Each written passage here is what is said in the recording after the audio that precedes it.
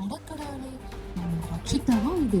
ஆமாங்க, நம்ம விஜய் டிவில ஒளிபரப்பான மீனாட்சி இவங்க தான்.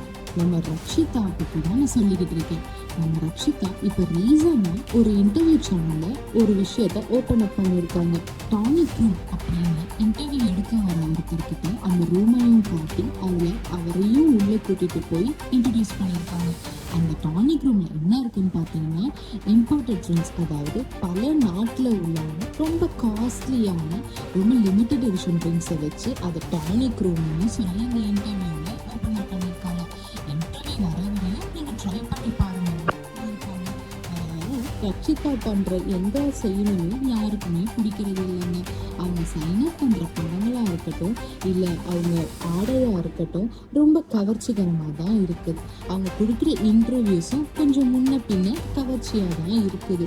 நம்ம விஜய் டிவில டாப் மோஸ்ட் சீரியலான சரவணன் மீனாட்சியில இவங்க தான் நம்ம ஹோம்லி கேர்ளா பார்த்துருக்கோம். ஆனா இப்போ இவங்க பண்ற படங்களும் சரியில்லை, இவங்க கொடுக்குற இன்டர்வியூவும் சரியில்லை.